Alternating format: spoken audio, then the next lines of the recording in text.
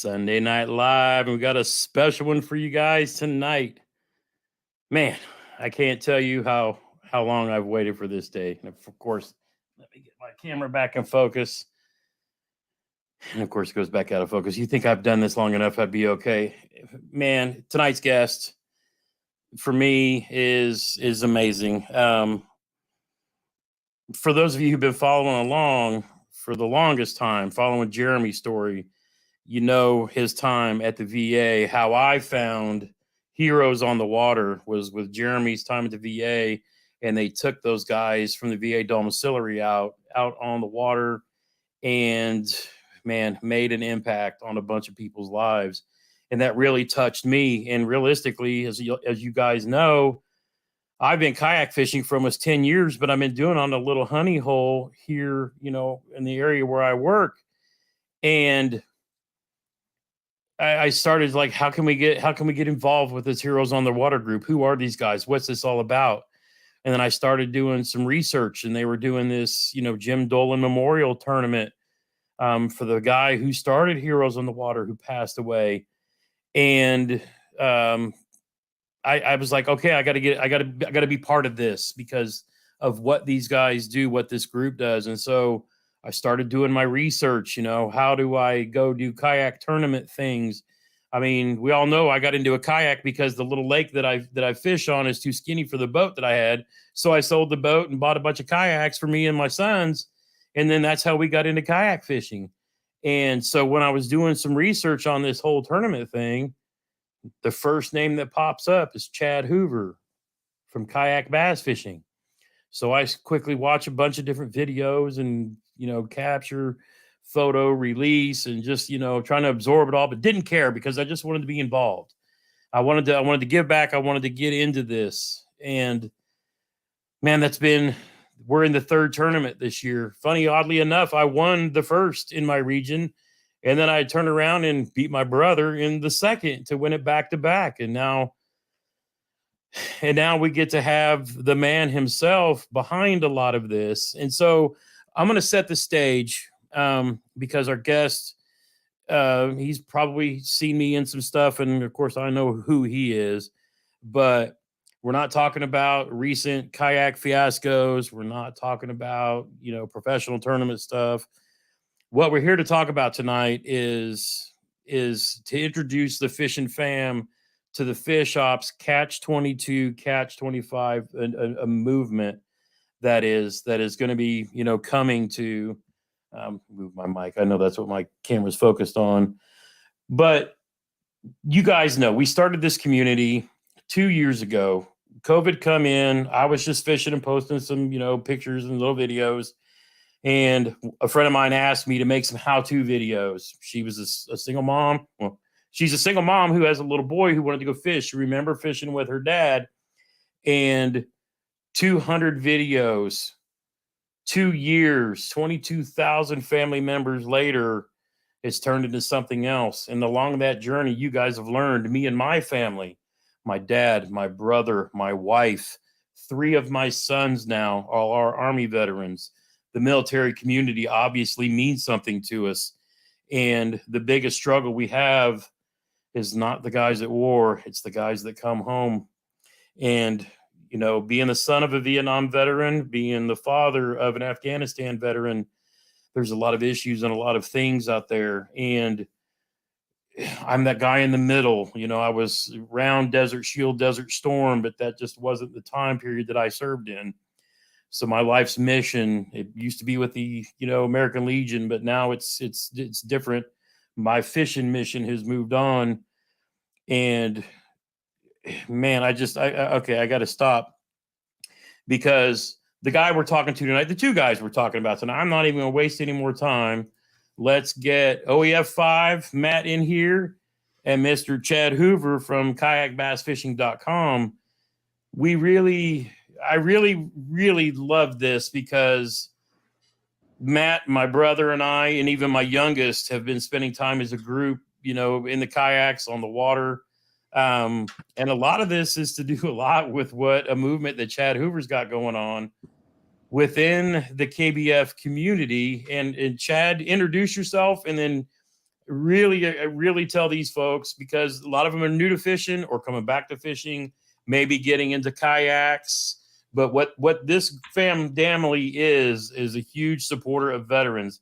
We did a call last year to say, hey, if you guys have extra baits left over doing nothing, you know, a bag that you were going to throw away, send them to me. We're going to put together some rod and reel and bait packages. And these guys flooded us with so much stuff that we couldn't even find enough places to give it away. So what we have is a real group of supporters that love fishing, love our country, and love everything veteran, first responder, active duty. This is your next bunch of knuckleheads. So tell us about what's going on at KBF and just kind of fill everybody in with what's going on. Well, thanks, man. Like you said, I'll introduce myself. I'm Chad Hoover. I'm the founder of Kayak Bass Fishing, or KBF. And like the people you're talking about, I'm a veteran. I spent 20 years in the Navy, and you know, I've gone through what the people that I'm now trying to help has gone through. I went through it while trying to help people. And like a dumbass, I was that guy that, you know, how when you get on an airplane and they say the oxygen mask drops down, you should put it on yourself first. Well, I didn't do that. I was trying to help other people like before I helped myself. And so last few years have been tough. I went through some stuff I didn't think I would ever go through. Not getting that help in time cost me a marriage. And but I'll tell you, I cannot wake up in the morning and still not feel blessed, because I'm here. I walk out of my camper that I live in full time now, and I'm in North Alabama. There's fog hanging over the mountains. There's 9 kayaks in my camper parking lot, you know, because I ain't got nowhere else to put stuff right now. I've got some of the best sponsor support in the world. And then I got knuckleheads like you that are always looking out, you know, like that dude right there, who's reached out to me a number of times, not knowing the timeliness of it a few times, which is why I started the Catch22 challenges. Ironically enough, in your intro, you were talking about Jim Dolan. I ran to North Carolina yesterday to pick up a trailer from Denny, so that my son would have his own trailer when we were separated, and he can still go fishing and filming. You know, plus I just wanted the singular version. If I'm not hauling around, you know, a whole bunch of crap, I've got that smaller trailer. And I was coming back through the mountains, and I saw the Maggie Valley exit, and I exited, and I found the campground that Jim Dolan passed away at. Don't know why.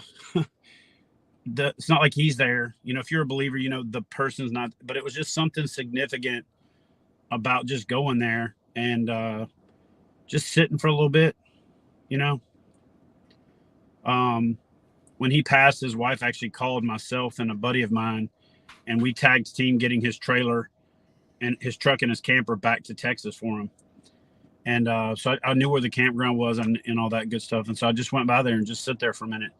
We named the Sportsman of the Year award at KBF after Jim Dolan, for what he's done for the sport, or, you know, continues to do through his legacy.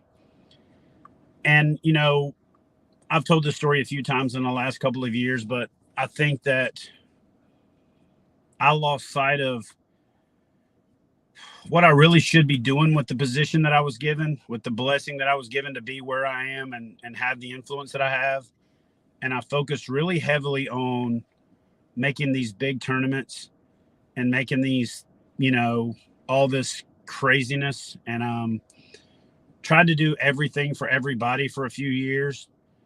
And the problem is when you try to be everybody, everything to everybody, you're not really anything to anybody. You know, you spread yourself too thin.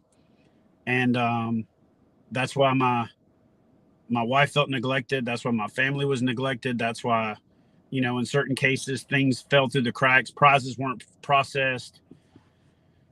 You know, whatever promises were made that weren't kept. You know, I'm not the kind of person that you're ever going to hear make excuses, run from things, and not hit them head on. That's how I've always been. But I'm also not some big conglomerate corporation, you know, like Bassmaster or even Hobie or any of these other companies. This is freaking me and my life savings. And I just hope people understand that's how much I believe in this community. Even though I haven't done everything right, you know, there was a time when if anybody even said the wrong thing to me, I was on a Facebook Live, like lashing out and crucifying their ass because they were attacking me. And, you know, at that time, during that mindset, I wasn't really in control. You know what I mean? I didn't even have the ability to see what I was doing.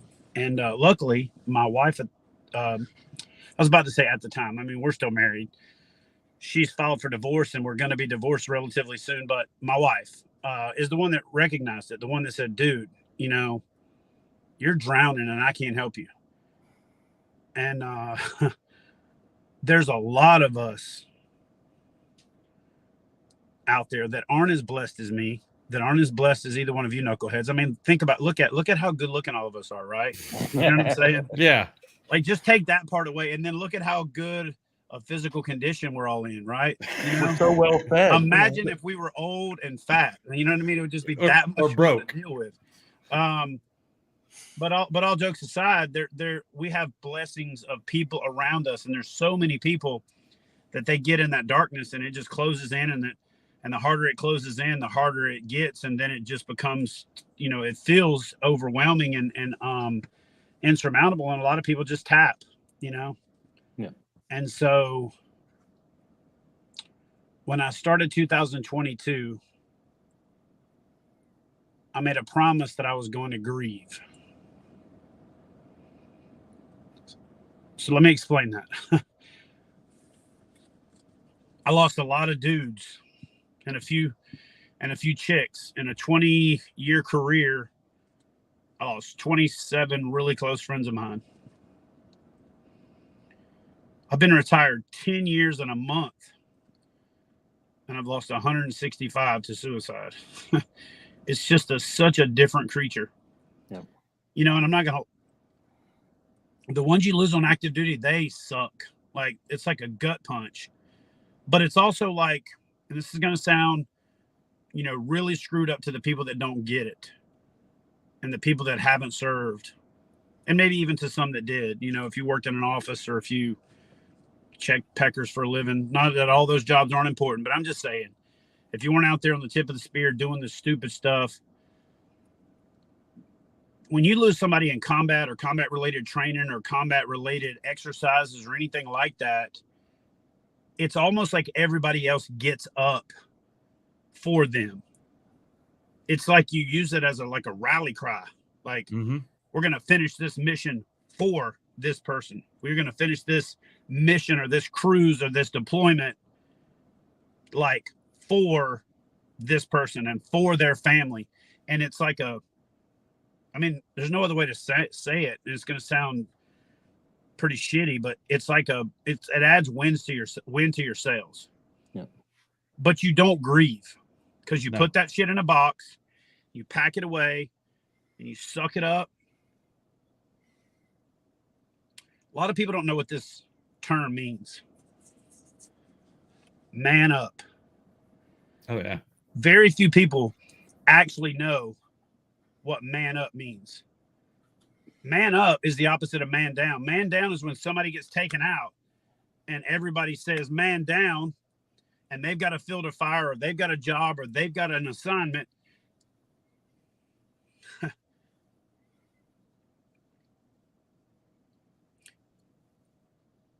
And somebody says, man up.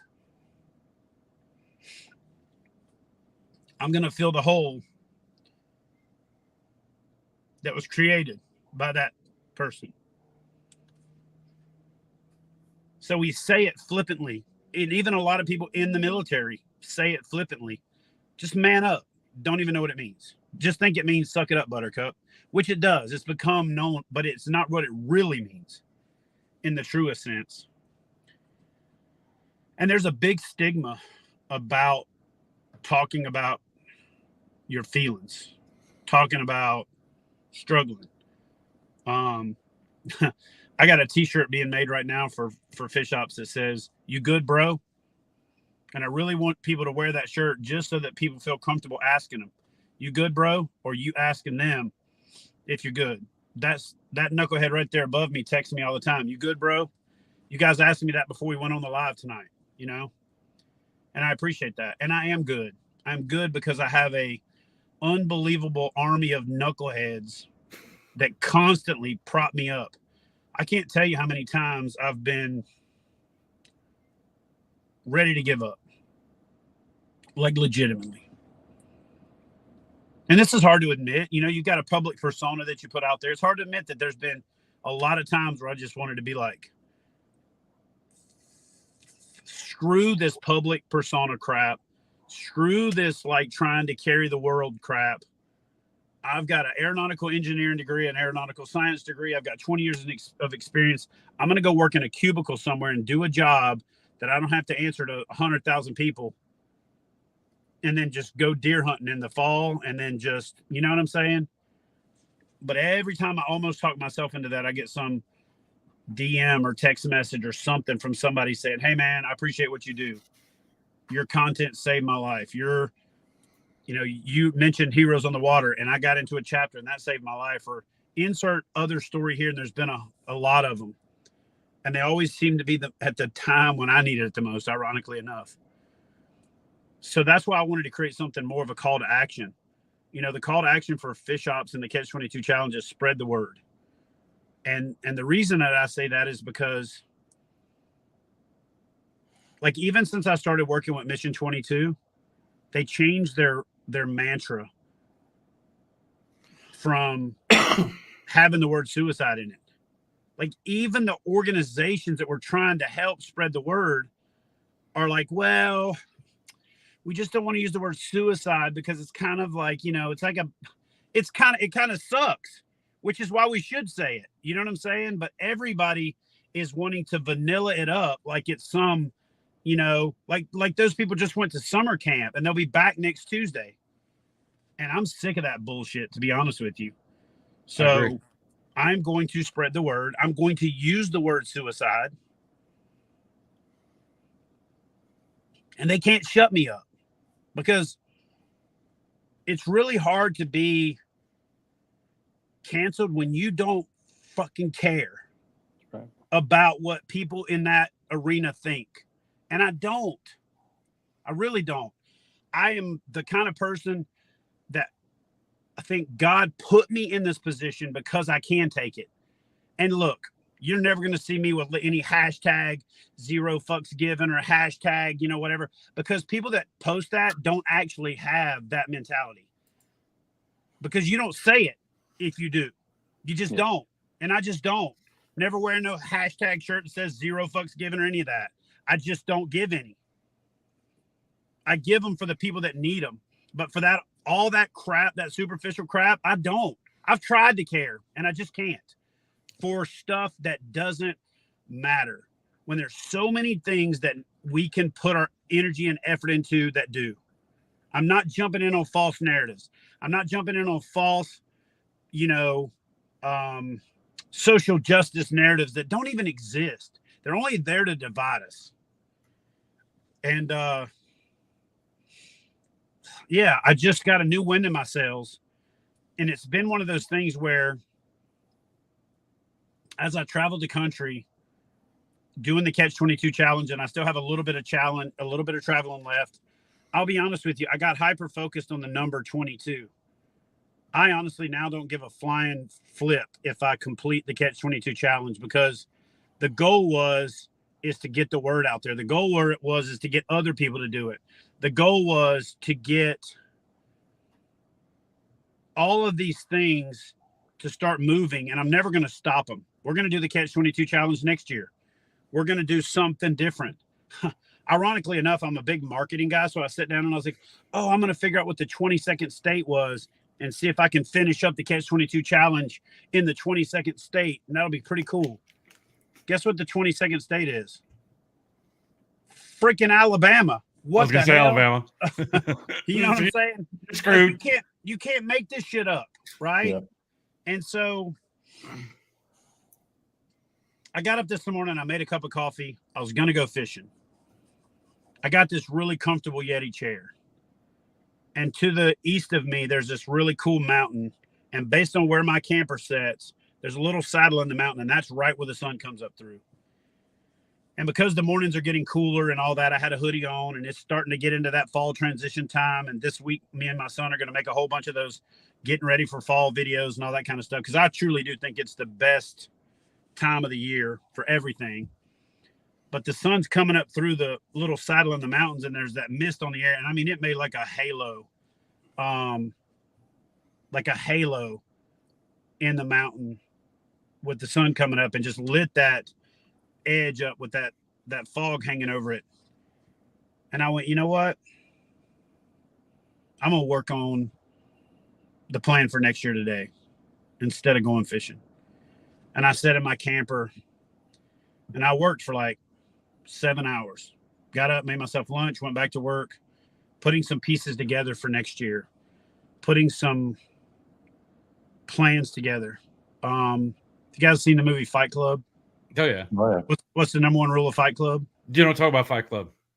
So we got a plan to do a thing here that I've been the blessings just keep rolling in. And ironically enough, this week was when the city of Huntsville wanted to do the press release and announce there. And it's been all over the news outlets here. And people have been coming up to me in the grocery store. Hey, are you that guy from the thing I saw on the news? And I've been, yeah, welcome to Alabama. Welcome to Huntsville. It's been so awesome. Right. But it's just been one of those weeks where I have felt like a renewed fire to do things that don't have a damn thing to do with the national championship, a Trail Series championship, the 10, and all those things are great. But I am going to dial those things in. But here's what happened when I moved to Huntsville. We're down here doing the site visit several months ago. This has been like a year in the making, or 9 months at least. And the lady that runs the place where I'm staying, the campground, said, I just really wish you could do something with that lake across the river. I'm like, wait, what do you mean? Oh, well, we got this lake across the river and we just really have never done anything with it. Can we go look at it? So we go over there and look at it. And since then, I've fished there a few times. I've taken Gene Jensen, Fluke Master, fishing there a couple times. I've driven every square inch of it with structure scan and sonar and all that. I'm about to get Live Target out there, and I'm going to go find the people that do lake stocking. There's one here in Alabama pretty close, and I'm going to talk to them. I'm going to turn this thing into the absolute most ridiculous bass fishing lake. And what we're going to do is every year we're going to run a thing called Fish Camp, where we're going to bring veterans in and take them fishing. And at the end of that, at the end of teaching veterans how to fish, we're going to bring in a group of kids, and those veterans are going to teach those kids how to fish. The reason that I brought up the Fight Club thing is we're gonna market Fish Camp this way. The number one rule of Fish Camp is you have to talk about Fish Camp. You know, So it's the exact polar opposite. it's the exact opposite. And and I've mentioned it to a few friends of mine who are celebrities who have a big following and whatever, and said, hey man, can you really help me spread the word on this stuff as we finish out the year and roll into next year? And you know, pretty much universally, I've gotten a thumbs up from all of them that are like, hell yeah, man, anything I could do to help veterans and things like that. So that it's been a good deal. You know, like everything else, I really wanted to go buck wild with this thing this year, but I realized that you have to crawl, walk, run, fly. And so we're still putting the prizes together. We will have a significant prize package at the end of the year. I'm giving away another prize package on the 22nd. So every 22nd from now until Christmas, we're giving away prize packages. And then on the 23rd, we're going to give away everything that we have left. We're going to call that the Catch22 Christmas. I haven't put as much effort into the Catch 5 as I need to. It's just been kind of out there, but I'm going to put more effort into it. ironically enough, just in the background with the Catch22 challenge going along, I didn't realize this, but it is the single largest number of fish entered into a single event in catch photo release that I can find. It's bigger than anything we've ever done with KBF in a single event. Now, granted, it's been running most of the year, but it's still the most fish entered into one event. And when you click on that event, you see that 12,000 number. You're like, holy crap. Well, that's 12,000 opportunities to spread the word, because next year what we're going to do is every time you enter a fish into the Catch22 challenge, we're going to get people to share it. And when you share it, you're going to tag Catch22. And for everybody that does that, we're going to just do random prizes. I might pick up a prize package at 222 on February 2nd and just give it away.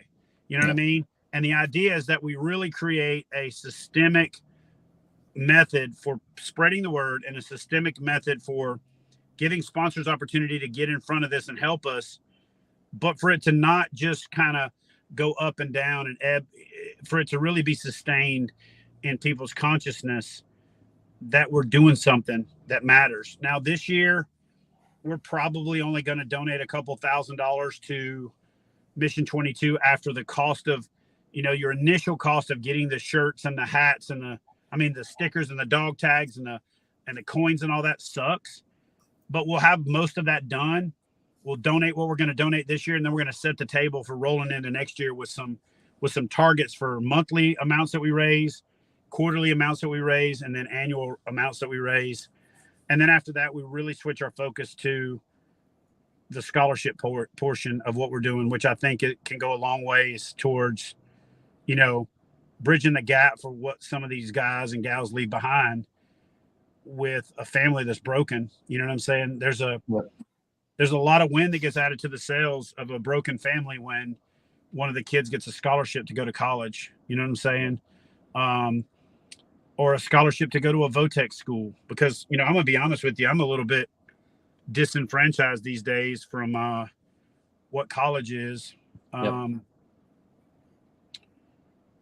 So we're gonna basically just focus on helping give these kids that were left behind a future, or at least a leg up. You know what I'm saying? Instead of creating a downward spiral, because you lose your parent in the military, there's not exactly a chariot that rolls in and takes care of everything. There's a lot of problems left behind, and that usually creates some crappy household environments, and then it creates a downward spiral for the kids involved as well. And so we really want to focus on trying to shine a light on that as well. And transactionally, as kayak fishing, we probably have more tournaments now nationwide than any other bass organization in the world. And I'm not talking about KBF. I'm talking about the sport of kayak fishing, Yep. I've got 3 things to share. Well, 2 really. First, as we're live, that entry just went up to 12,961. So a fish just got submitted. 2, I told Gramps this earlier today when I got off the water. When I started my journey this year in kayak fishing and trying to do Twitch, which you and I have talked about, I would get angry. And one of the things that I was treated for was anger management issues through the VA. Like, so instead of going inside, I would just lash out, and really quickly. And so I refocused in the middle of the year of focusing on Catch22, promoting Catch22. I talk about it damn near every stream that I'm live, at least once or twice. We've gotten more people involved in Indiana through JT's channel and my Twitch stuff in Catch22, and talking about that. And I have mellowed out and made it more fun instead of trying to. Now, don't get me wrong. I'm out there focused and trying to do those monthlies and all that stuff too, and putting self-pressure on. But I have mellowed out and have not gotten as mad, because that's the kind of therapy that kayak fishing or just being out in the outdoors, no matter what you're doing, is for us. So it's just, I appreciate another that. one went up.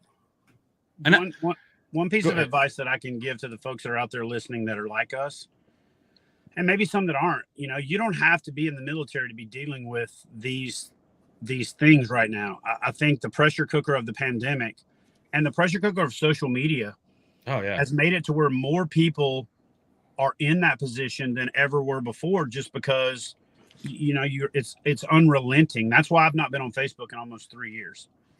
I have 2.5 years. Now I say some people are going to I'll go ahead and cancel that friend request. People are going to say, wait a minute, I thought I saw you on there the other day. My company posts on there. Yeah. I'll post on there sometimes. What I mean by it is I'm not on there clicking the notifications, going back and forth, and getting triggered. So I'll go use Facebook for what it's good for, which is as a business platform, is to raise awareness. I'll go look up friends and stuff like that. I don't answer my DMs just because I think right now I have 34,000 DMs I can't get to. I think I have like 19,000 friend requests, which I'm maxed out. So I don't know why Facebook even allows you to keep getting friend requests if you are maxed out, but I just can't get to all that. You know what I'm saying? Yeah. And then I don't forgot where. Oh, so what I was saying was I started talking about this a little bit earlier and got a little choked up, got crossways, but give yourself permission to grieve. And so what I did this year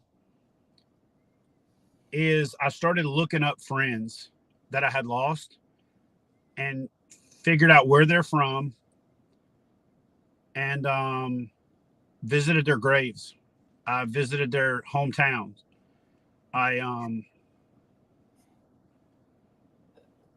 It blew my mind. And I stopped and did a video about this behind my hotel. I'd been sleeping in the rooftop tent a lot, and I was starting to offend myself with how funky I had gotten from taking like dude wipe and that kind of showers.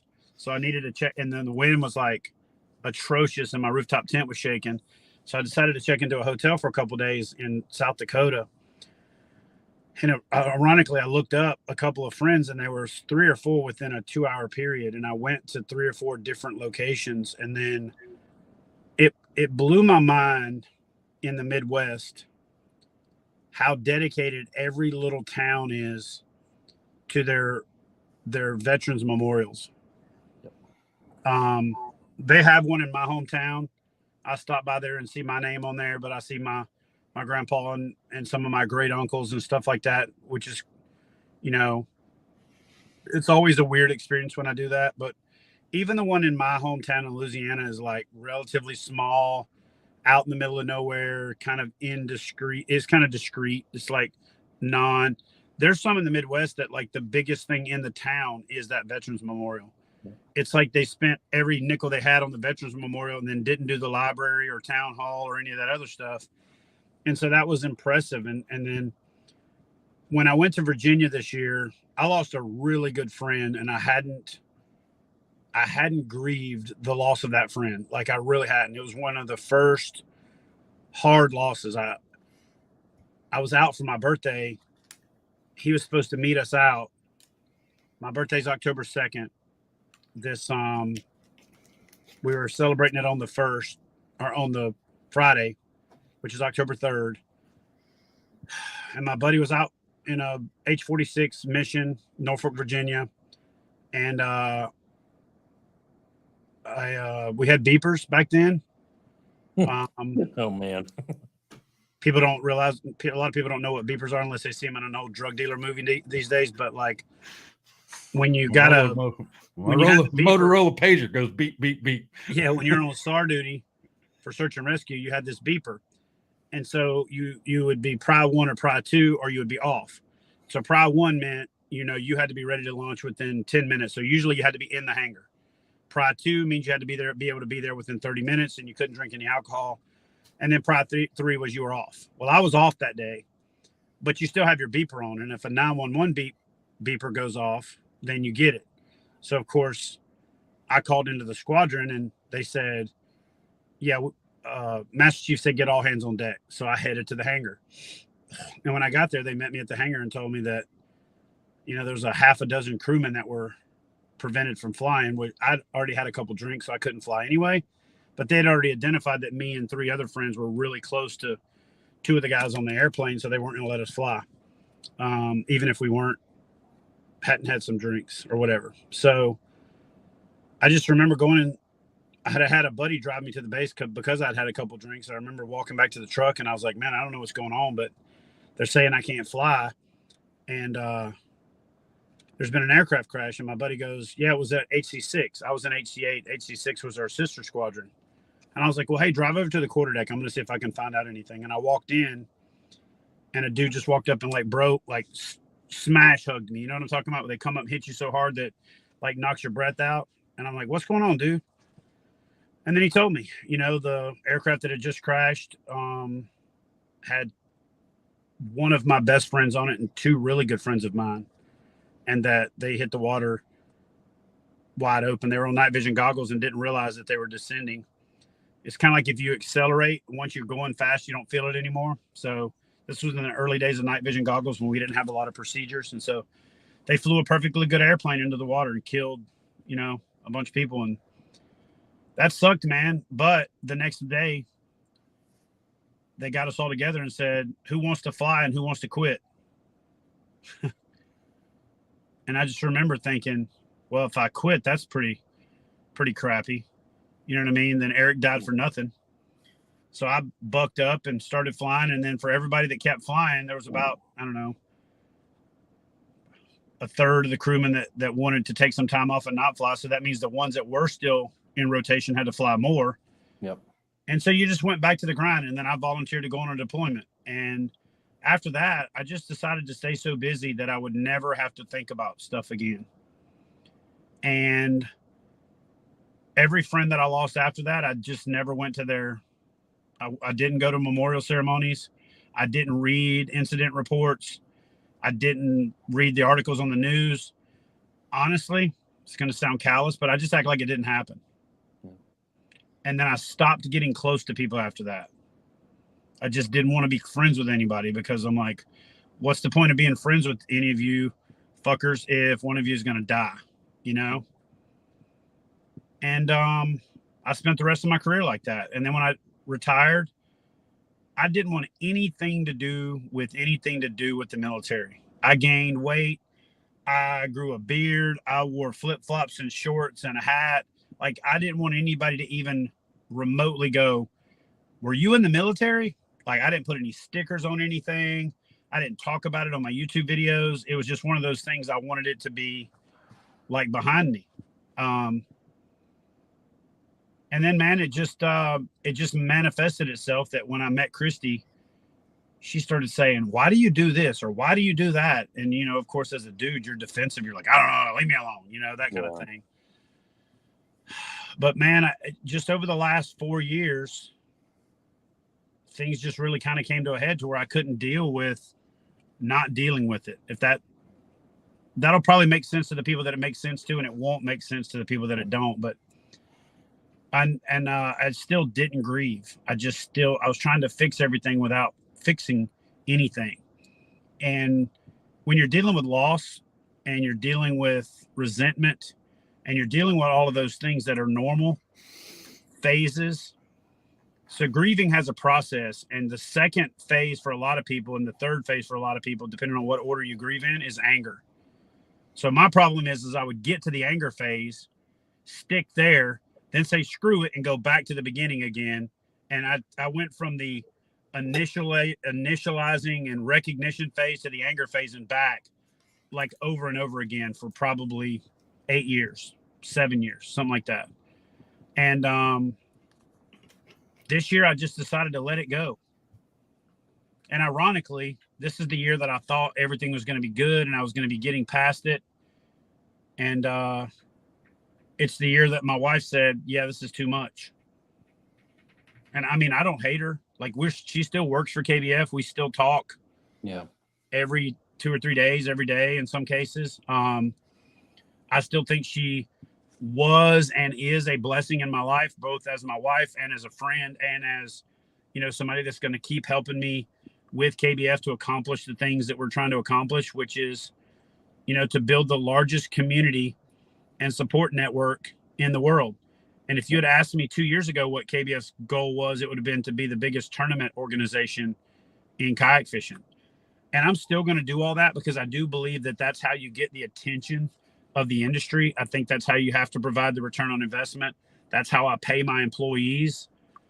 And that's how we're able to pay out the numbers that we're able to pay out. Yeah. A lot of people don't realize this, but like we paid out $729,000 last year. I don't know what the total is for this year, you know. But I see some of these other tournaments with like guaranteed payout of this, and they'll have like a little asterisk, like of the total purse payout. And I often find myself going, yeah, that's cute. Because I don't trade on that as much. You know, when we did the $100,000 payout, we traded on that. When we did the 75, we traded on it. Yep. But I just don't want it to be about nothing but the money anymore. I want it to be about the experience and the lifestyle and the camaraderie. And I also just think we need to get back to doing some events where people just get together. And we're going to jump into that because Matt, my brother, and now my youngest son and some other friends, we're starting. We're right there with you. This is stuff we've been talking about and where we want to go to. But with the Catch22, the amazing thing about it is it's something everyone can get behind, whether you're fishing from the bank, kayak, the boat, whatever. That's awesome. But, a lot of the fishing fam here have followed me into, even following along with a lot of my kayak adventuring kind of stuff, even though they don't fish from a kayak. A lot of them fish from the bank or a boat or whatever. But I'm curious, and it's something I guess I wanted to know where, and how. What drew you to hop in a kayak for the first time to go chase the little green or brown fish? Well, growing up, my dad was a raging alcoholic. He used to beat my ass like I was a grown man. But the one thing that I could do to get away was to either jump in a little John boat on the bayou or jump in a little pirogue in a slough behind one of the places that we lived. And when I did that, he couldn't get me anymore. And I'm doing air quotes with my fingers for those of y'all that can't see me. Yeah. And I saw a plastic kayak for the first time on a beach in Corpus Christi, Texas, and a guy was paddling baits out to shark fish. We stopped, and I was guiding trips then to pay for college, but I was guiding fly fishing trips on the beach. And I just so happened to have like 3 or 4 Chinese businessmen that were my guests that day. And they were super intrigued by the guy who was catching sharks. And so we stopped and we started talking to him. And there was one guy that spoke English, and then he would explain it to the other guys. And I was like, yeah, he's shark fishing. He would say, ooh, shark fishing. He would tell the other guys in Chinese, and they would all, ooh, and ah, just like your standard Chinese tourist that you see in a movie, right? Just kind of pretty cliche. But they were really good dudes, and they were super excited to just be fishing. And so back then you didn't have cell phones. So I told the guy, hey, here's my number. Give me a call sometime. Let's go fishing. I'd love to do this shark thing, and I'll maybe, take you fly fishing sometime. And I had a flats boat at the time. And so about a week later, the dude calls me and asks me, did I want to buy that kayak? Hey, man, you really like that kayak? You want to buy it? I was like, man, I only got like $100. He said, I'll take it. I was like, no, I only got like $100 to my name. And he's like, I don't care, man. Here, I'm going to give you my address. Bring your butt over here. We'll work something out. So I was like, screw it. I'm going to drive over there, see what he says.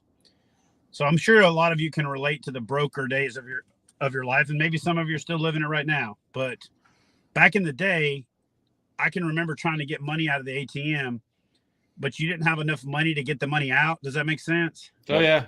And like, you couldn't break a 20. So if you had $100 in the bank and there was like a $3 ATM charge, you could only get out 80 because you couldn't get out the 20 that was broken by the $3 surcharge. So I remember I got out the 80 and I had like $5 in my truck, and I didn't want to show up with no money and be like, I drove over here, even though you told me 100 and say I can't do anything. So I told the guy, I said, look, man, I got $85 to my name. He said, I'll tell you what I'll do. I'm going to give you the kayak.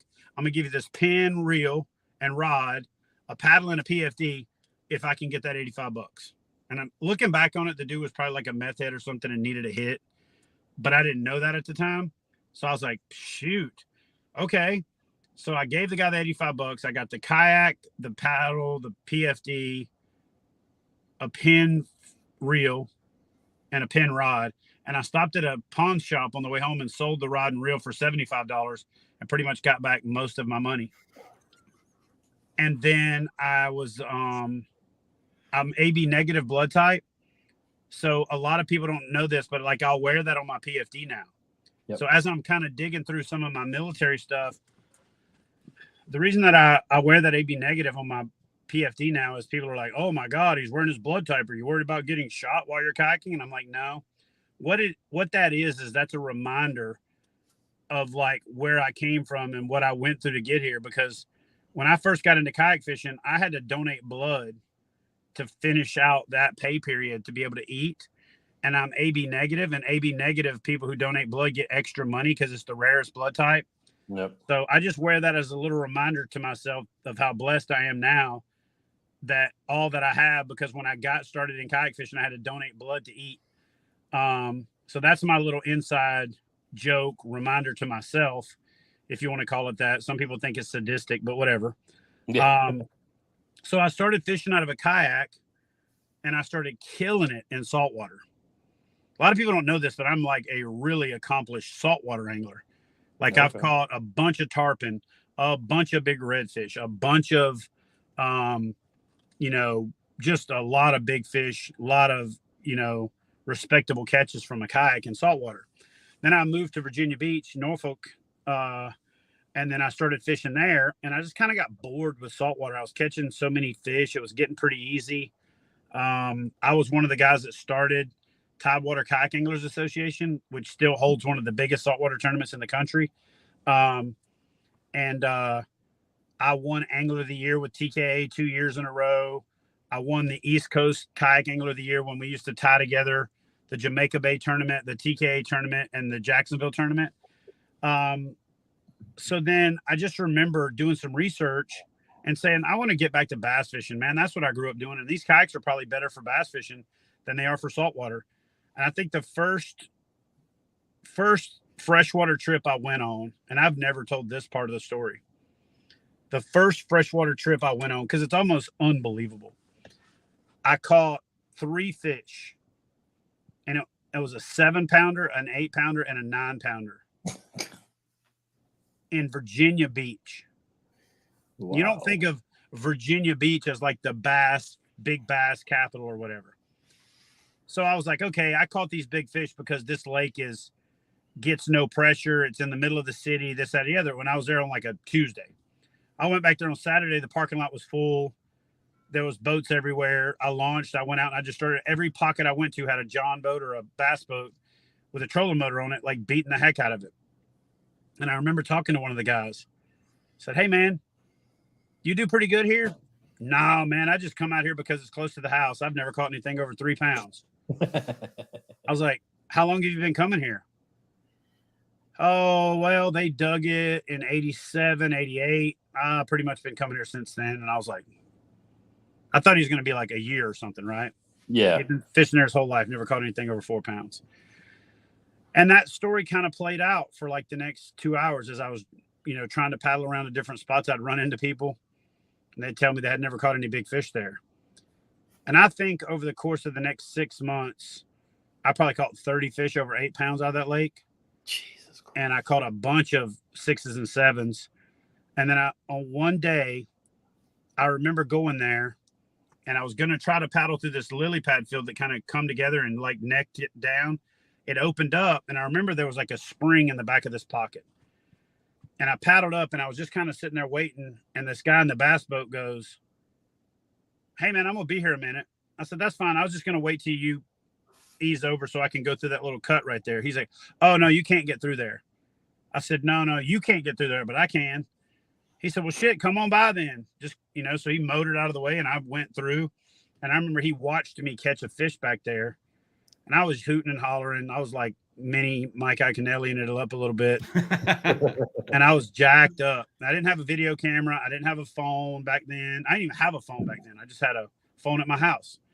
And I remember I paddled back past the guy, and he goes, "Dude, you okay?" And I said, "Yeah." He goes, "You sound like you were dying back there." I said, "No, man, I was living." He said, "What did you catch?" I said, "Man, I caught a big old bass. It was easily 10 pounds." He's like, "There are no 10-pound bass in this lake." He said, "There ain't anything over 5." I said, "Dude, I got pictures of a 7, an 8, and a 9 that I caught the first time I came here, because back then I had these little wind up tick click, I just wind up thing." I said, "I got those pictures in my truck. I'll show them to you." The guy was like, "Well, I saw you back there tussling with something big. I thought you had a bowfin." I said, "No, dude, it was like a 10-pounder." He said, "Holy shit, I didn't know there was fish in this lake that big." I said, "I didn't either. But dude, I was telling you 2 weeks ago, I caught a 7, an 8, and a 9 in the same day." He was like, "How do you know how much they weigh?" I was like, "I have a boga grip from saltwater fishing that I used to carry just in case we caught a fish that I thought would break a IGFA record for fly fishing."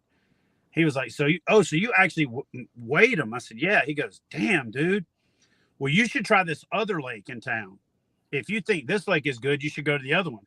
So I went to that lake, and I think the first day I caught like a 7, a couple 6s, and a 5, but I saw some big fish, and I missed a big one on the topwater.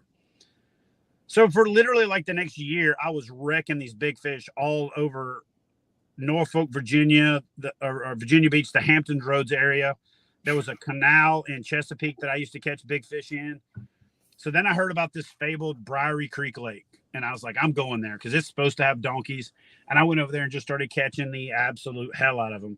Then I went to this lake called Connor Lake, started catching the hell out of them. Then I went to this place called Sandy River Reservoir and started catching the hell out of them. So for like literally the first 3 years that I decided to target bass, it was like unreal. And I remember growing up that we had caught some big fish on Sandy Cooper. So I started making these weekend treks down to Sandy Cooper. And this is going to sound like one of those made up fairy tales. And I dated a girl in the Navy who she cheated on me, but for some reason she burned up a bunch of my pictures, which I'll still to this day don't quite understand. Like, you cheated on me, but you burned up all my pictures. So I had a bunch of big fish pictures and deer pictures and hog pictures and stuff that she burned up. But I caught 13 bass over 10 pounds at Sandy Cooper in one summer. Good I didn't Lord. even get there in the spring when it was like, the spawn and they were easier to catch and all that. I just got there and was getting back into these little pockets and these little lakes that nobody could get into with the bass boat. I had one of them, you had to scoot the kayak between the cypress trees. In fact, the kayak I'm in now wouldn't even fit between those cypress trees. This was like a tarpon, back in the day. And I'd go back in there and just wreck them. But I got hooked on the bass fishing thing again, which is funny because I grew up bass fishing and crappie fishing and catfishing, but I had really gotten fired up and got excited about kayak fishing in saltwater, ironically enough. So I remember all the forums back then I was on. Everything was saltwater. And every now and then somebody would make a freshwater post, and it was like you're the redheaded stepchild. And I was over at a buddy's house, and we were watching UFC, ironically enough, but it was way before it was as big as it is now. Yeah. And I was like, man, somebody should start a damn kayak bass fishing. They used to have an intermission in UFC. Like, they would do a few fights and then they had intermission. Then they would do a few more. And it's kind of like they do now between the prelims and the main card. And I said, somebody should start a kayak bass fishing website. And my buddy was a internet security programmer for AIG in Virginia Beach. So he knew how to look up websites and shit. And I didn't know anything about it. He's like, dude, you're not going to believe this. I said, what? He goes, kayakbassfishing.com is available. I was like, cool. Hopefully somebody will buy it and start it up. He's like, dude, why don't you buy it? I was like, I don't even know how to buy a website, what to do with the website if I did buy it, whatever. And he was like, I'll buy it so it gets locked down, and then I'll just transfer it to you like tomorrow or the next day. I was like, okay. That's how KBF got started. It was probably only like $1.99 back in too. Oh, dude, I think it was like $2 or $3. Yeah. Back then, you can just buy whatever if it was open. Get a .com cheap. Oh Yeah. yeah. Jeez, that is just freaking amazing. Yeah. Well, What's funny is we bought Kayak Bass Fishing and Kayak Bass Federation at the same time. And then I just let Kayak Bass Federation go like the next year and forgot about it, you know? Well, Yeah. KBF's much better. It's Yeah, mo yeah, better. Yeah. Yep. The funny thing about it is too, is it's, you know, you can kind of get out of it what you want. There's, you know, the guys that take it super serious and want to travel, you know, there's that. If you're, I mean, I love how you have like the KBF State Challenge for those that are just wanting to kind of learn the ropes. Then you have, where did I even put it? Then you have what I discovered last year. And my favorite thing is like the local KBF chapters, which in my area is the grassroots bass yakking guys. And absolutely, I gave up tournament fishing years ago when my kids were little because, you know, it was just, I was making it too much out of what it was. I was thinking I'm going to be a pro and I'm not, while, you know, throwing my family aside. And after the last bass tournament that my brother and I fished, we got our asses handed to us. We fished a river down in Madison between Indiana and Kentucky, and thunderstorm, terrible. Come back after being gone like 7 days, just pissed. And my wife's like, "You got a lot of nerve coming back from your vacation acting like this." I'm like, "What are you talking about?" She's like going off about, you know, how I just got back from a vacation and acting like this. And, you know, and she's like, "I'll tell you what, Mr. Bassmaster, your own damn kids don't even know how to fish." That hit deep. Yeah. That was it. I was done. And I started coaching Little League and started taking my kids fishing. And I put all that pro shit aside. And it wasn't until recently when I started playing in the local derbs after they shut the bases down from COVID that I even discovered, you know, all the rest of this stuff. And man, it's just the cool thing about it is you can do it as much as you want or as little as you want, you know, go out, fish when you can for the state challenges. If you want to do the local, pick your day, whatever day of the week on your local body of water and go fish those. And if you don't want to do any of them, you don't have to. You know, you can get out what you want to put into it or not. Or like we're doing now a lot with the Freedom Squad is just promoting Catch22 and getting friends together. We're talking about kayak camping trips next year.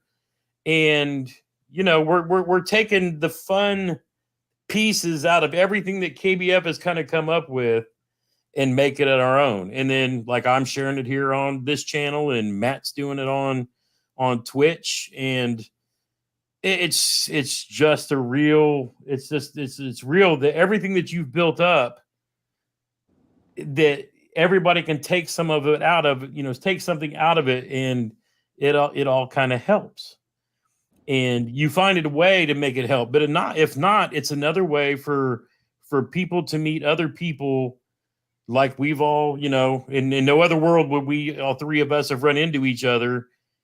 But, you know, there's that common things that bind us. You know, you two as war veterans, me as the son of and the father of, you know, it's just everybody has people in their family over this last 20 years has somebody they know that's been affected. And then, like you said earlier, with the first responders, you know, I have a daughter that's been traveling for the last 3 years, working for SNAP nurse, bouncing around as a CNA, supporting, you know, all of the stuff in the hospitals. Now she's, you know, working and going to school.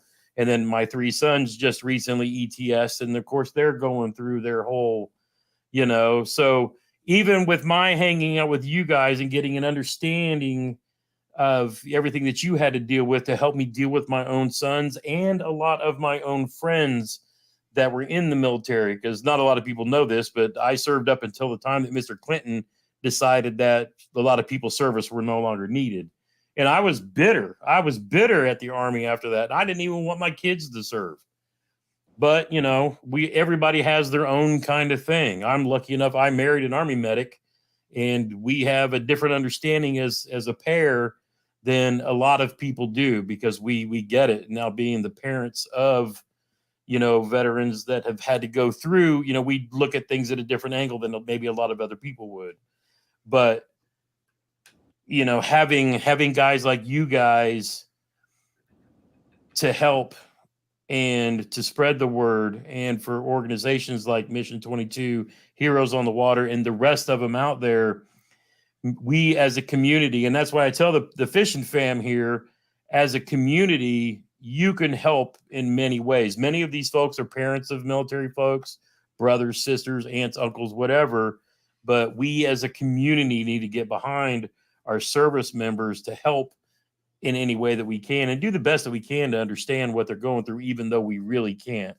But, having guys like you doing this, it helps us help you, if that makes sense. No, 100%. And my daughter, actually, because of all the stuff that I've been going through and the transition that I made, was inspired to join. And so I actually spoke to her earlier today. She gets to call once every 2 weeks, but a lot of people don't know this, but my daughter's actually in Navy boot camp. Okay. She is going to be intel, provided that she had some stress fractures in her feet after the first month of boot camp. So they put her on hold. So she's in the RCU right now, recovery care unit. Yeah. And she's doing PT, physical therapy, to get back to be able to do PT to class back up. And, obviously I'm proud of her. I'm also proud of my son. He didn't want to join the military because of what he saw me go through. And he lived with me. So he lived through the shit part of it. She knows the romanticized part of it. Mm-hmm. We did have good heart-to-heart conversations. I explained to her, I really am not a fan of you trying to get into some combat role or something along those lines. But I do feel like that support roles are some of the most important roles in the military. And I'm not trying to be a sexist or any of that other stuff, but she's my baby girl. Not because she's a girl, but because she's my baby girl. That's why. So for anybody out there that's like, why are you, whatever, I'm just telling you. Yeah, and, understand 100%. If you don't have daughters, you don't understand. She was at first going to be a corpsman, and then she because she had gone to school on her own and became an EMT, and then she decided she wanted to at least look at all the jobs that were available, and they offered her intel because of her scores, and she called me, and I was like, yes. That is the perfect job for you, the way your brain works, the way that you like, puzzles and skills, and the type of movies that you watch, and how you like people, but only in doses, and you're a bit of a loner. Like, I'm telling you, like, they probably hit the nail on the head as best they could. So she went in and took the intel contract. And as long as she classes back up before, I think, November, it doesn't change the rating. Other than that, you have to renegotiate your contract or whatever. But right. We're optimistic she's going to start back training next week, or not this coming week, but the week after that. So within 2 weeks, and then hopefully graduate, sometime in November. And then, I'm just going to, I've always tried to make family a priority. I'd be lying through my teeth if I said I always did, because I always felt like, and this is a dude rationalization that happens all the time. So I'm going to caution you knuckleheads out there against it. If you say to yourself, oh, I'm going to do this instead of doing something with my family, but because I take care of the family, I'm still doing this for the family. That's about the most bullshit rationalization you can ever come up with. And we all do it. Don't get me wrong. It's like, well, I have to be out here doing this. My problem was I never said no to anything. Everybody that needed my help, every opportunity that came up, I was always like, yes. And then when the family was like, but we've got this thing, I'm like, I know, but I got to do this. I always made this excuse that I always had to do that. And so I was listening to an Andy Frisella podcast, because I've been listening to a lot of his stuff as I was doing the 75 hard thing. And honestly, now that I'm giving myself my own suck it up buttercup speeches every morning, I listen to a lot of his stuff when I'm getting psyched up. But he is basically like, plan out your family stuff and then plan the other stuff. Yeah. If you don't do it that way, you're not making family a priority. you're basically saying with the time that you have left over, okay, guys, let's try to do something as a family. So ironically enough, I texted Austin this morning. I said, hey, put together a schedule of things like season and opening dates, events that you want to be at, like the College World Series, you know, just little things that we've always wanted to do together. And I'm going to map that shit out, and I'll make everything else work around that. And that's what I'm going to do, because I make the schedule. You know what I mean? Like, that's what I try to tell this guy, is that he can take a break every once in a while. Yeah. Don't let it overwhelm you. But yeah. Well, I mean, Chad knows he's played with YouTube and TV shows and managed. I don't know when he sleeps, but yeah, you know, it's like I still feel committed to try to create how-to videos and review, you know, because people have asked me to do it. And that's kind of, you know, Chad will tell you, you don't make crap on YouTube. It's like you're donating time and money for the most part. But when you build a community of people that, you know, you don't want to let them down either, you know. So I keep making, I haven't made but 2 videos in the last 2 weeks. Why? Because you were 100% right. We took me, you, John Michael, my youngest, had never caught a smallie. We hit up the Indy, went to the river, and he caught his first smallie with me and the other 3, you know, and just, you know, making that time. And I'm deprioritizing a lot of that because, hey, I can do a lot of these editing and whatever in the wintertime, but this is the time of the year we're going to have fun, especially our future soon-to-be fishing vacation down in Paris, Tennessee, here very, very soon. Oh, I'm so excited. And you're right. YouTube is not the greatest for monetization of fishing and hunting content. That's why you see a lot of the folks like the Googans and them, they go off into other mainstream stuff like Storage Wars and food reviews and some of that stuff that's bigger so that they can make a living doing it. I'm very blessed in the fact that I get great sponsorship support from my TV sponsors for what I do for YouTube and other social platforms. And so therefore I don't have to make as much off of YouTube. The thing about YouTube though is imagine a guy pushing a rock up a hill. There is no stick that you can take and prop that rock up if you want to go take a piss or go take a break or go spend some time with your family. The part that sucks about YouTube is when you get out of the draft, and that rock rolls all the way to the bottom of the hill. Yep.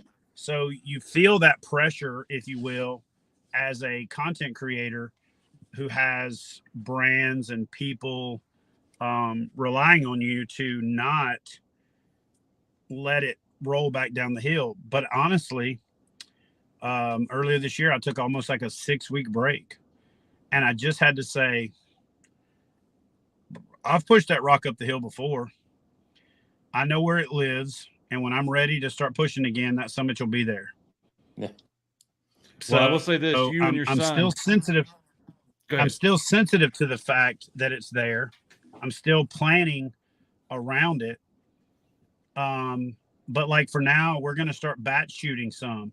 Like he's going to come down tomorrow and we're going to shoot for 3 days and then bank up some videos that he can go edit, and we'll schedule them. And that'll give me 3 or 4 weeks of content that I can drip out there. And this time of year, stuff starts to slow down. The viewership starts to slow down. I've got to switch my focus to the National Championship, Trail Series Championship, Challenge Series Championship, and now the Ambassador Series Championship. And we've got to get through this year, okay? Because I firmly believe that the plan that I've got for next year, where we do less events, we do some rallies mixed in there where it's just KBF get-togethers, you know, breaking bread, barbecuing, catching fish, some, you know, that kind of stuff is going to be a big part of it. And then the championships next year are going to be better aligned. The Trail Series Championship and the Challenge Series Championship will be together, and the Ambassador Series Championship and the National Championship will be together. And it's going to be pretty sweet, I think. We just got to get through this tough year of gas prices and inflation and craziness. And whatever the numbers are this year, they are. And next year, we're going to double down on making them bigger and better. We're bringing back some guarantees. I've got some conversation going with some potential sponsors that can let us go back to even bigger guarantees. And then I think once we do that again, we still get to do these big events, but we do them on our terms. We're not doing them on the terms of FLW or Bassmaster or Major League Fishing or anything else like that. We get to do them on the terms of the kayak angler. And, I've got some great conversations going with Hobie, about aligning our efforts better together. I really like those dudes over there. We've had some friction in the past, but I think that friction was from the bottom up, not from the top down. It was some people with some agendas or axes to grind. It really wasn't the leadership on either side. I've really right-sized the package for how I do my TV show now.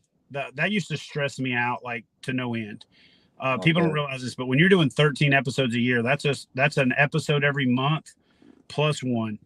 So basically every 3 weeks, and you're constantly under the pressure of putting all the elements together, researching the fishery. Think about it like this. It's like fishing 13 tournaments in a year with a $7,500 entry fee per tournament. So I had a guy tell me, I think it was a year and a half, 2 years ago, "Oh man, you just don't understand the pressure that comes with fishing tournaments." And I said, "Yeah, let me break this down for you. Every time I have my crew show up to film a TV show, it's like fishing a tournament. I have to catch them. It doesn't matter what the conditions are. And we got to make a show, even if I don't. Yeah. And it's a $7,500 entry fee. So yeah, I know." And there's no off season. So this year I just decided I'm not doing that anymore. We're going to drop back to 6 episodes. I'm going to film them all in North Alabama. There's enough diversity in North Alabama to film, swampy backwaters and lily pads and, mountain lakes with deep, clear water and everything in the middle, and, I'm going to cut down my travel schedule, cut down my killing my diet schedule, cut down my being stressed out all the time schedule, sitting in traffic on every interstate in the country, and give myself back about 81 days a year of being on the road. And that's 81 more days I can either spend with my family, spend on myself, spend making content, or not. But it's giving myself some time back, Yep. Actually had a guy text me earlier today and was like, "Hey man, you got those videos uploaded yet?" And I said, "Dude, I promise you I'll get it done early this week." But I decided I was taking off the weekends as best I can moving forward. And I didn't even do that today. But at this point, I am off and I'm not uploading anymore. I'll get it to you Monday or Tuesday, Yep. And I would have never done that before. I would have never been like, "Oh, shoot." I would have been like, "Shoot," I'd have been right into the work mode, Yep. I've always treated this channel, this place, at first as like a how-to, someplace for somebody brand new, just looking for the basic stuff. And then, we get into a lot of tackle stuff, working with monster bass, all the other. And it's like I've listened to the way you talked about how you're backing up. And again, for me, this is not going to be a job. I still work for the Army as an IT security guy, Eventually, I'm going to retire and then go do what I want to do for the rest of my life, fishing and otherwise, and coming down and visiting you in Huntsville. But I know that YouTube for me is never going to be a money making thing. It's not something I've wanted. It's something I've wanted to do because I had people asking me about it, and listening. You kind of got me and Matt, my brother, and others talking. And it's just like kind of what you're talking about with the fish ops and the catch stuff, and getting back to those. Here comes Gran because Game of Thrones is on in 15 minutes. What we're going to do is, I know after the beginning of this year, is my whole direction is changing, because I want to take what you're talking about and start capturing that. I want to start showing people what it is that we love about being out there on the water, why we enjoy it. So, putting the tackle and the review, I could do some of that in the wintertime, but that's not going to be my main focus. I want to capture what it is that we love that we love being out there. And that's the direction I'm wanting to go, because like Matt said, dude, you're always editing, you're never fishing. And he's right, you know? And again, I want to, and somebody just made the comment, come to Huntsville. And I will, because I tell you what, I've lived in Huntsville when I was a kid. My uncle, or actually two uncles, are stationed at Redstone. Well, one worked for NASA at Redstone. The other was stationed there and basically lived there for most of his career. I went to kindergarten down there. I used to run the Cotton Row Run. If you've not ever heard of that, just go find the route for that 10K, Chad, and then look at the hill that's on that stupid thing. We don't run anymore, but you know, if you're going up that hill, you can literally stick your arms out and reach the ground in front of you. But so we've got family down there, and one of my dad's buddies from the Army retired and lives down there. So we have lots of reasons to be down there. And then of course you down there with all those lakes, saying that, you know, talking about the camp ops and the fish ops that we're in. I mean, we are literally in. And when you hear Matt talk about Freedom Squad, this is literally our transition to that, so that we can free ourselves to be exactly what you're talking about. So I know I sent you a text with this, but it came in. So I'm either going to mail this to you or give it to you at the national championship. Now, I get, but it does say Freedom Squad all down the sleeves. I get you can't really wear it because it's none of your sponsors, and that's okay. We got a new logo. That's not true, because I can do what I want. You know what I'm saying? I know, but it's fine. We got a new logo that was donated to us that's actually copyrighted for Freedom Squad. You guys will see that. But we have talked. We want to get together sometime this fall or maybe after the national championship. I have a huge smoker, like big smoker. It was built in Tuscaloosa. And do a barbecue, maybe fish, maybe not fish. Oh, there's the logo. It's a little blurry, but it's the Minuteman, American flag. It's all HOOVER. But we want to get together and try to invite some people locally here. Nothing major for the first time, but then get more people out on the water. Promote that Catch22, that FishOPS, that Catch 5. Like I should have been doing it all along. Maybe we should just all partner up on the first fish camp as an informal get together and have that this year. Tell me when we're in.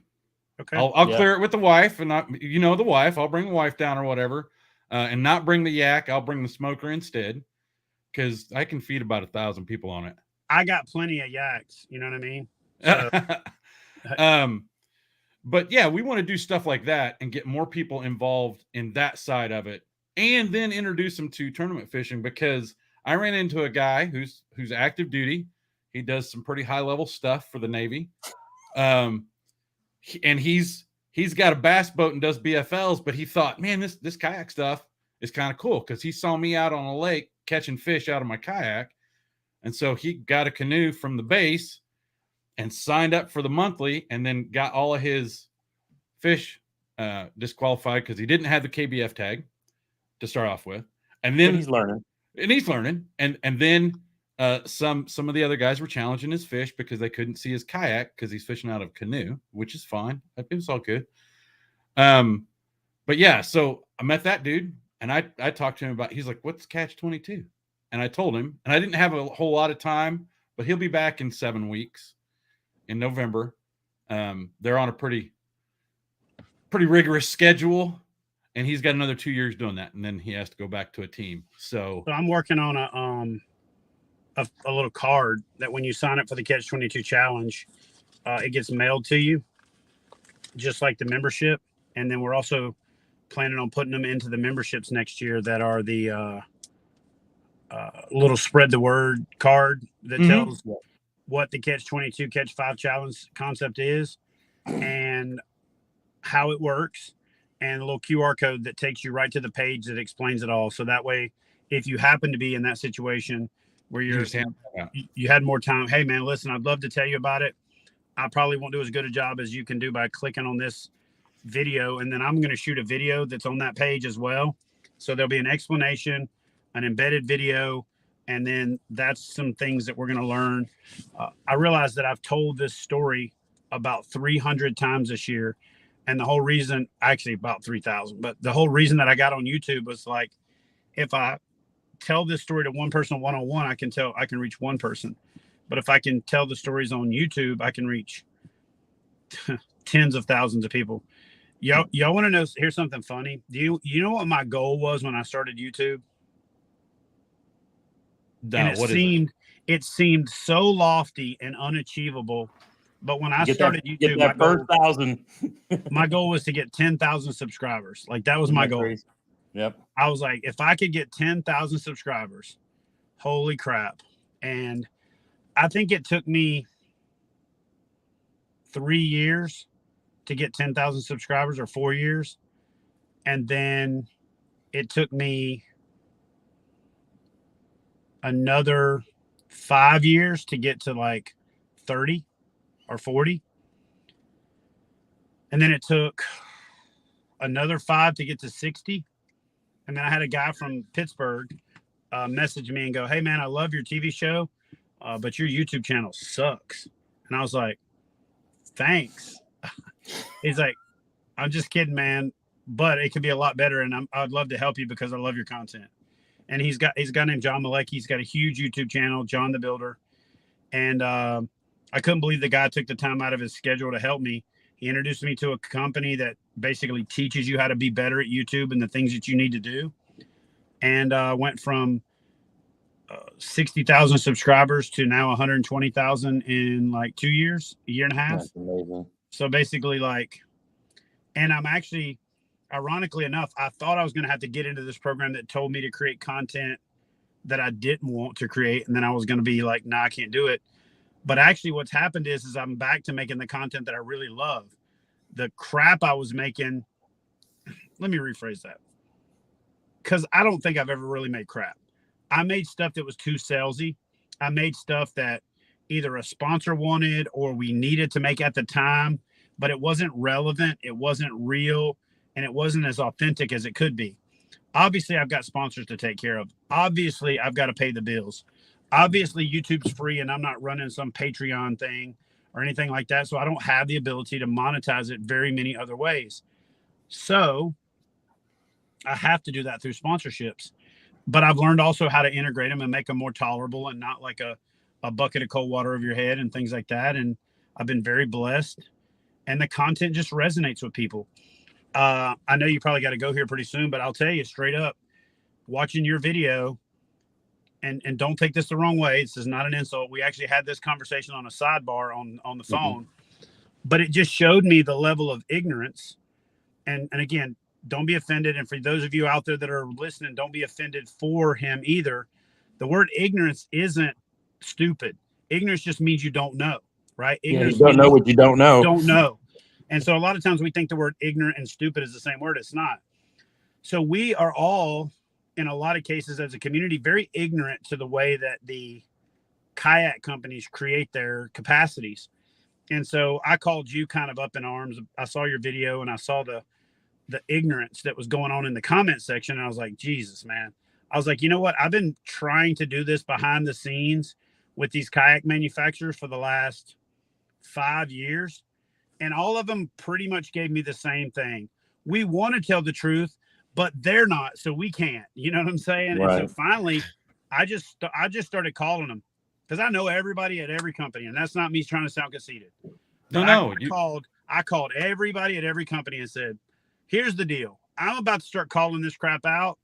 You got 2 weeks to get your website cleaned up.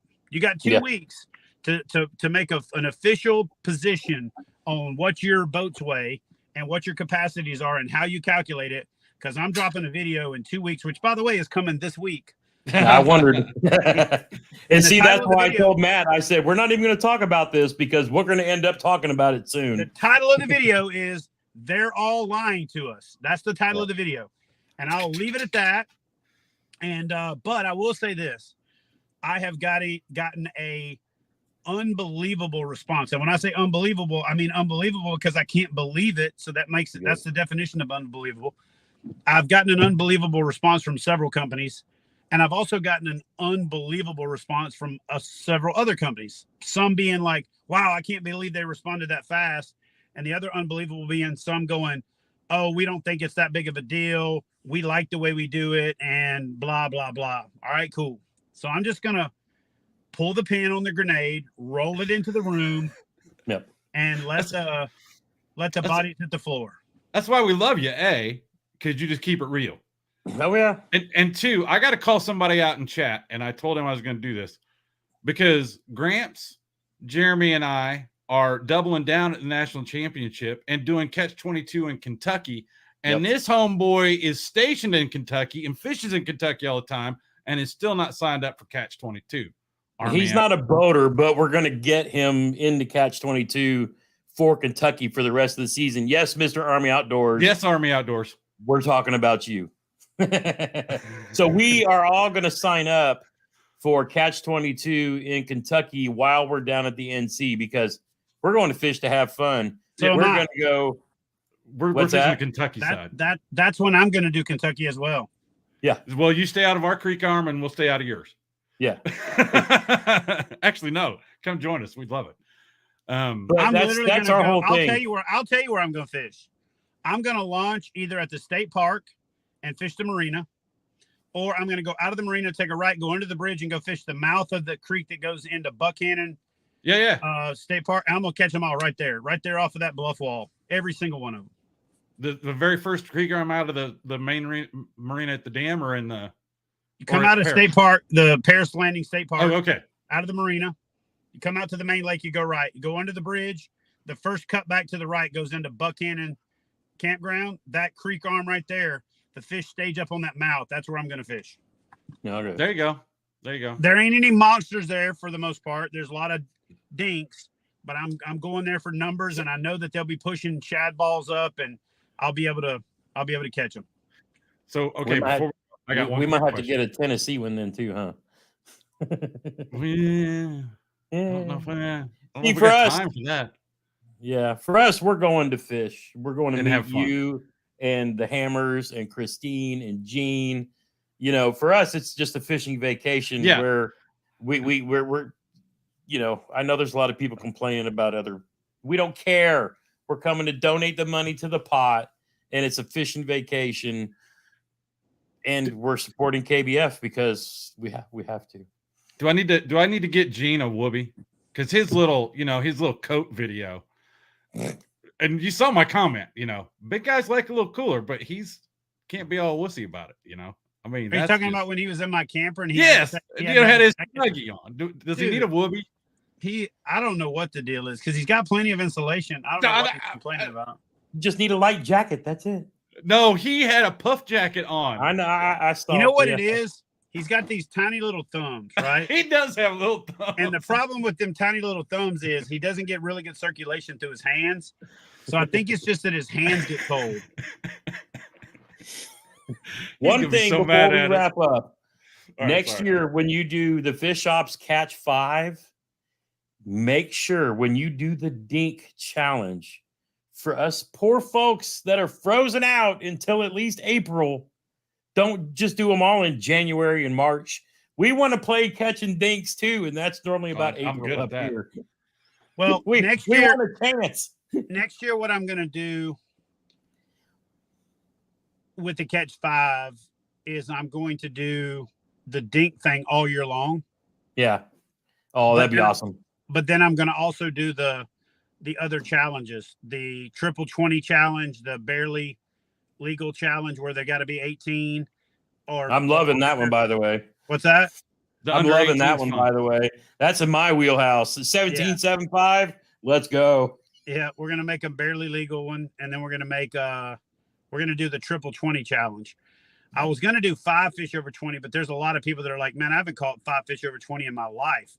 Yeah, I've got 3 on a catch board since I started this. That's it. But you generally catch 1 a year. You can catch 3 in a month or in a year if you really put your head down. But that's also why it's a challenge. You know what I'm saying? Yeah. So yeah, cool. Oh yeah, I got a big brain idea for you, and right. You can write this down if you want, and it's for Yak Attack. You know their little flag that you buy and you tie onto your kayak. It's great.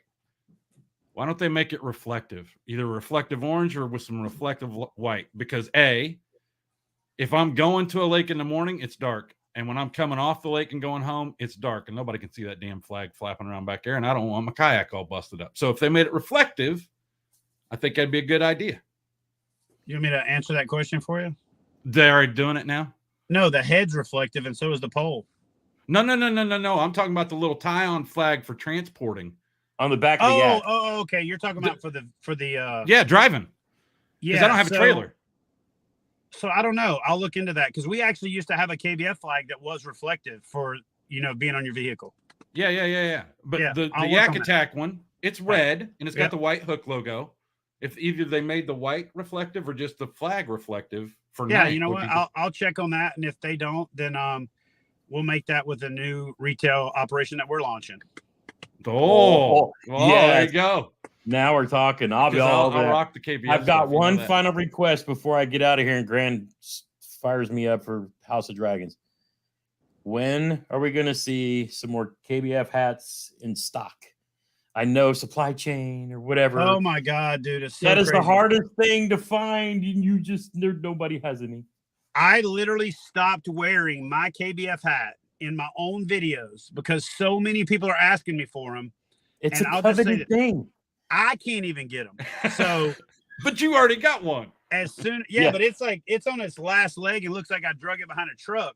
But I am being told by our suppliers that at the end of October, supposedly, and I know that's way out there, but at the Right. end of October, all of these supply chain things are supposed to be cleared up with these shirts and hats and stuff blanks. But I'm also at the same time working on alternatives, and I think I've got a solution. So I'll just Because tell I'm you, definitely wanting a I met- knucklehead hat, and anything you come out with FishOPS, I'll be all over. I met a guy here in Huntsville that makes stuff, and he's got plenty of stock. He said that I could come over to their facility and actually make the shirts myself if I wanted to. And then he's got access to a bunch of hats through a church group that deals with specifically a church supplier. Okay. And I'm going to see if I can work through him to get some of the hats. Excellent.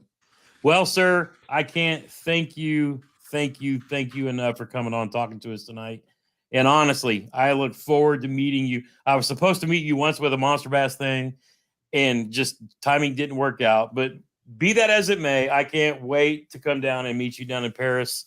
And then eventually looking forward to everything that's going to be happening down in Huntsville. Looking so forward to that. But I'm going to let you go. Matt, hit me up and let's talk about this smoker thing. I got an idea. So, Okay. Ooh. Well, you know I'm going to stay in touch, bro. all right. Sounds good. I appreciate you saying but I'm still going to do it just because. Yeah. That's Let's the do kind it. of dude I am. And he does that with all of us. It's a check-in thing. And Matt is amazing at that. And that's just what God put him in my life for. And we'll Well, have to tell you. you got me We'll into have to this. tell you roped how me and into him this met crap. years ago. We were doing pew stuff back then, but he roped me Yeah, into we this were. kayak fishing, and now I'm ate up with it. Oh, we Sweet. all will. Well, guys, I appreciate you having me. Let me tell my story. My story hopefully can motivate and inspire some people to motivate and inspire some people. That's the goal. Yes, sir. Cool. All right. All right. Thank you Thanks, so guys. much, everybody. Appreciate As always, get outside when you can and make some memories. One cast at a time. Got a See lot of Chad. stuff coming up in the future. All right. Thanks, guys. Appreciate y'all. See, bro.